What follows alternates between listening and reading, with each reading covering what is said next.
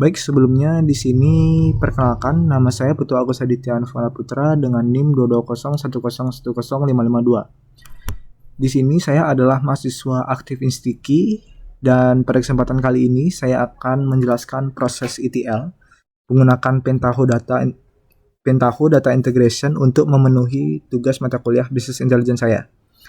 Tugas saya adalah untuk menghasilkan informasi total transaksi berdasarkan bulan dan tahun untuk setiap pelanggan dari sebuah dataset transaksi.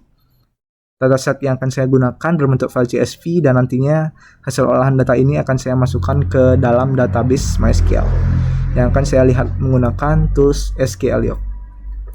Di sini langkah pertama tentunya kita akan masuk ke dalam software yang akan kita gunakan untuk melakukan ETL. Di sini saya akan menggunakan software Pentaho.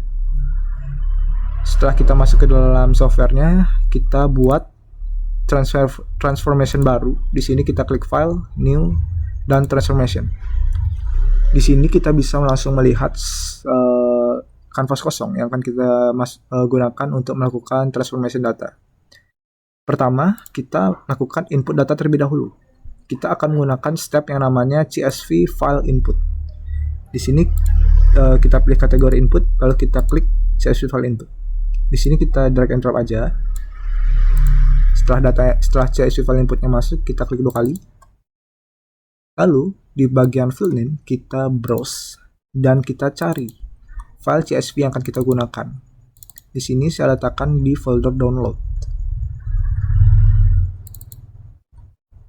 Setelah datanya ditemukan, kita klik, lalu kita klik open.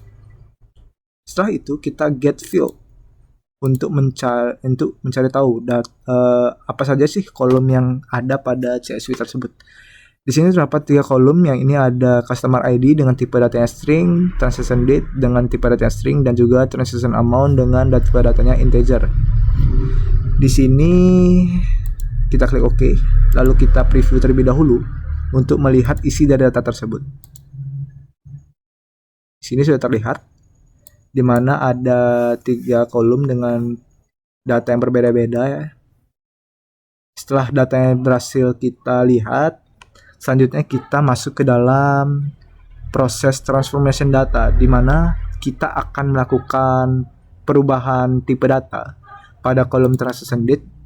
Di sini awalnya kita masih menggunakan string ya. Selanjutnya kita akan ubah ke tipe datanya yaitu date. Di sini tipe datanya itu ada DD, MM, M, dan YY2. Selanjutnya kita stop terlebih dahulu. Untuk transformation datanya kita menggunakan step yang namanya select value. Kita cari terlebih dahulu. Di sini select value, kita drag and drop, masukkan ke dalam canvas. Setelah itu kita hubungkan CSV file input ini ke select value agar data dari file CSV input ini masuk ke dalam sini. Kita tahan, kita klik ini, lalu kita arahkan ke select value, main output of step. Setelah terhubung, kita klik 2 kali. Di bagian sini kita akan merubah tipe data itu di metadata. Setelah itu kita masukkan field name yang ada, field yang ada pada data CSV tersebut. Di sini ada 3 field, yaitu customer ID, transaction amount, dan transaction date. Di sini kita bisa merubah kolom yang ada di file CSV tadi ke nama yang baru. Di sini saya akan merubah kolom customer ID ke customer.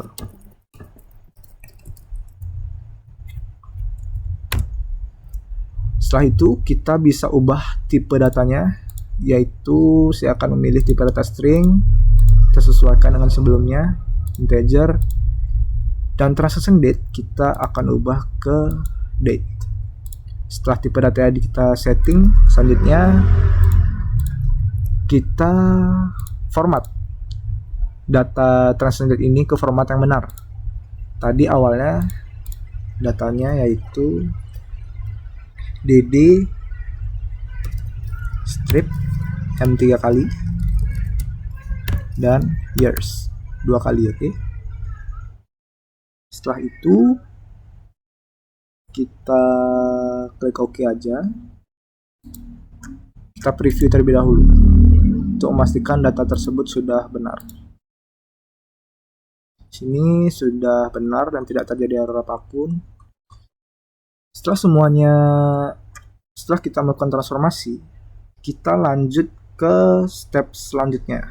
Kita akan mengekstrak informasi tahun dan bulan dari kolom transaction date yang sudah bertipe tanggal tadi. Kita akan gunakan yang namanya kita stop dulu, kalkulator. Di sini kita cari aja calculator. Di sini kita drag and drop, lalu kita hubungkan seperti sebelumnya dari select value ke calculator. Di sini kita hubungkan. Setelah kita masuk ke dalam configuration-nya, di sini kita tambahkan dulu field dengan nama month and year. Setelah itu kita sesuaikan juga tipe calculation yang akan kita pakai. Di sini untuk month saya akan menggunakan month of date A dan year of date A. Setelah calculation tipe datanya disesuaikan, kita klik field A dan kita sesuaikan yang kita akan memakai transaction date.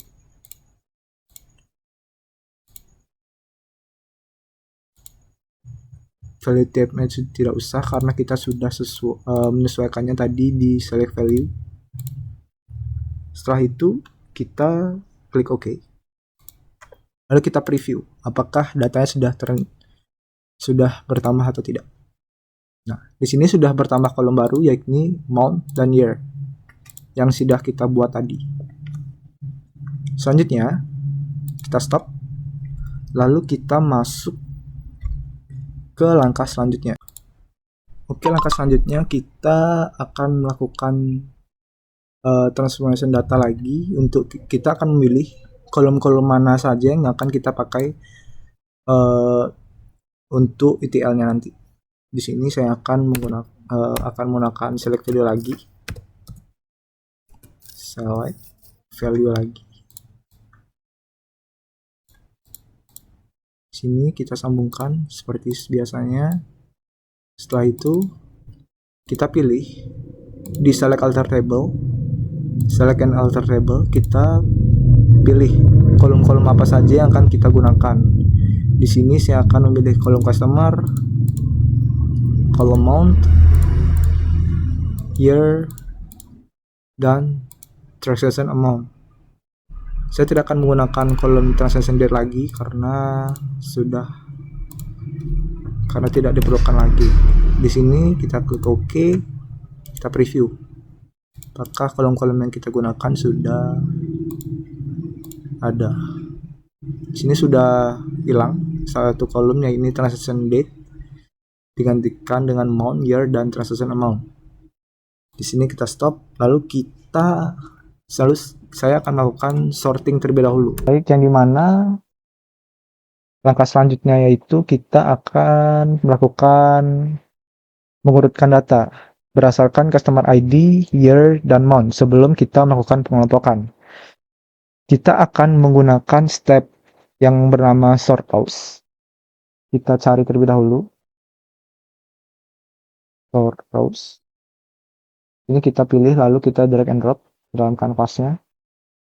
Setelah itu kita hubungkan seperti biasa. Kedua kali. Di sini kita akan masukkan field-field yang akan kita gunakan, yaitu customer, year, dan month. Kita sending tiap kolom-kolomnya. Yes, dan yes. Setelah itu kita klik OK, lalu kita klik preview. Kita lihat data yang kita transform tadi. Nah, bisa dilihat di sini datanya sudah terurut dengan benar. Setelah data sudah terurut dengan benar, kita stop terlebih dahulu. Selanjutnya kita akan melakukan transformasi data, yaitu mengelompokkan data atau agregasi data di mana berdasarkan customer ID, year, dan month untuk menghitung total transaksinya. Di sini kita akan gunakan group by, group by di kategori statistik, drag and drop. Lalu di sini kita sambungkan. Setelah itu kita masuk ke dalam group by ya. Kita kasih masukkan data.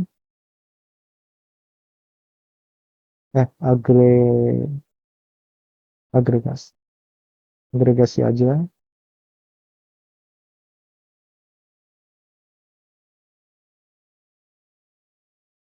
Kita pilih grup field yang akan kita pakai. Di sini saya akan menggunakan field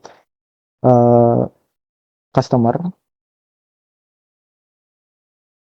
month, dan year. Setelah kita memasukkan field yang akan kita pakai, di sini kita pada tab aggregation kita klik get field.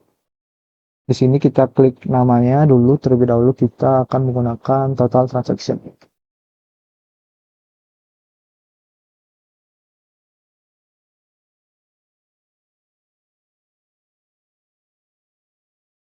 Setelah kita berikan nama, di bagian subjek kita pilih transaction amount yang akan kita hitung. Di sini kita akan menggunakan sum untuk menghitung total dari transaction amount yang ada pada file CSV tersebut. Setelah itu kita klik OK. Ini ada peringatan, kita abaikan saja. Kita preview terlebih dahulu.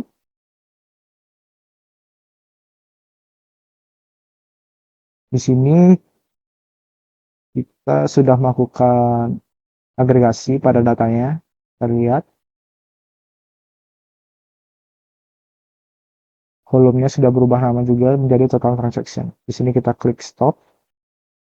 Setelah itu, langkah selanjutnya kita akan melakukan import data pada data yang kita sudah ubah tadi. Di sini saya akan melakukan import ke database saya yang menggunakan MySQL, yang akan kita lihat langsung di dalam SQL Yoke. Kita akan lakukan tahap load. Untuk masukkan datanya, di sini kita akan memakai step yang namanya table output. Drag and drop, kita masukkan ke canvas, lalu kita hubungkan. Setelah kita hubungkan, kita klik 2 kali pada table output tersebut. Di sini kita akan membuat connection baru, di mana connection ini kita akan hubungkan langsung ke MySQL. Kita klik new, kita cari MySQL di connection tipenya. Kita klik pada MySQL. Sebelumnya kita harus masuk ke dalam SQL terlebih dahulu dan kita koneksikan database-nya. Di sini saya sudah membuat database baru yang bernama Business Intelligence. Setelah SQL Yoke-nya kita masuk, kita lanjut ke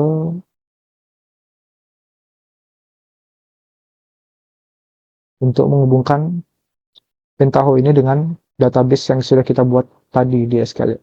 Di sini hostname-nya saya menggunakan localhost dengan database business intelligence.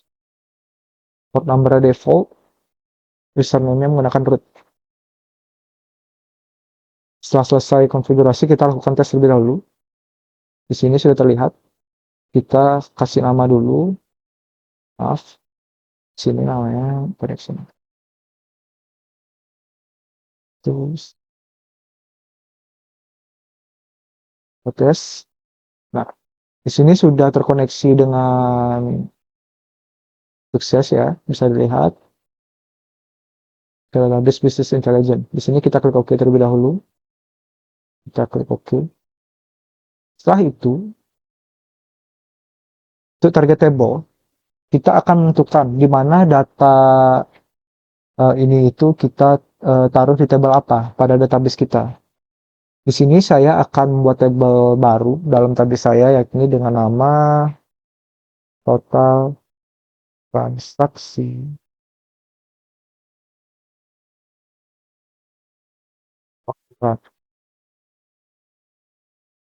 Setelah kita eh, memberikan nama pada tabel yang akan kita pakai untuk menaruh data-data yang sudah kita lakukan transform tadi, kita klik SQL untuk langsung membuat tabelnya pada database kita yang ada pada SQL. Di sini kita lakukan execute. Di sini sudah tereksekusi ya. Pentaho akan otomatis membuat tabel baru pada SQL kita. Di sini ada mount, year, dan count transaction dengan tipe data yang masing-masing. Setelah itu kita klik OK, kita close, kita klik OK. Kita jalankan terlebih dahulu untuk memastikan tidak ada save. Kita jalankan.